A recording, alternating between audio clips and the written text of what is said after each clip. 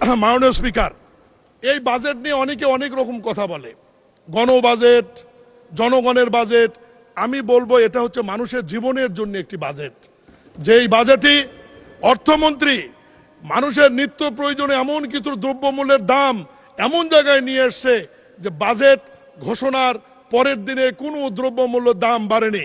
যেমন ধান, চাল, গম, আলু, গবাদি পশু, হাঁস, মুরগি, মাছ, চিংড়ি, মাংস, পেঁয়াজ, রসুন, মটর, ছোলা, মসুর, আদা, হলুদ, শুকনা মরিচ, ডাল, ভুট্টা, আটা, ময়দা, লবণ, ভোজ্য তেল, চিনি, সরিষা, তিল, গোলমরিচ, এলাচ, দারুচিনি, লবঙ্গ, তেজপাতা, ডিম, শাক সবজি, লেবু, কাঁচামরিচ, তরল দুধ, মাশরুম, মধু, গুড়, চিটাগুড় সহ প্রায় অনেকগুলো পণ্য যেখানে কর ছিল 5 থেকে 7%, সেখানে রিয়াত করে নিয়ে আসা হয়েছে 0.5%। মাননীয় স্পিকার, শুধু জীবন রক্ষার এই বাজেটটি মানুষ খাওয়ার পর বাঁচলো, তারপর চিকিৎসার প্রয়োজন। স্বাস্থ্য খাতে আপনি খেয়াল করবেন, হার্টের রিং থেকে শুরু করে, ডায়ালিসিস থেকে শুরু করে, ঔষধ শিল্প উৎপাদনের কাঁচামাল, 17টি কাঁচামালের উপর শুল্ক রিয়াত করে মানুষের ওষুধের মূল্য কমিয়ে দিয়ে মানুষের চিকিৎসার সুব্যবস্থা করা হয়েছে।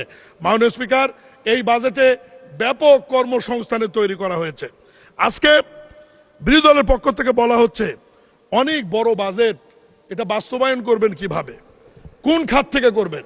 মাননীয় স্পিকার, মাননীয় সংসদ নেতা এই সংসদে একদিন প্রশ্নোত্তর পর্বে বলেছে গত 15 বছরে আনুমানিক 230 বিলিয়ন মার্কিন ডলার, প্রায় 28 লাখ কোটি টাকা এই দেশ থেকে পাচার হয়েছে। এটা কোন খাতের ছিল মাননীয় স্পিকার?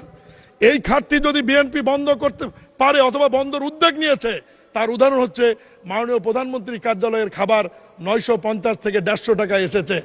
এইভাবে যদি আমরা এই দুর্নীতি বন্ধ করে এই পাচার যদি রোধ করতে পারি, এই খাত থেকেই এই বড় বাজেট বাস্তবায়ন করা বিএনপি সরকারের জন্য কোনো বিষয় নয়। মাননীয় স্পিকার।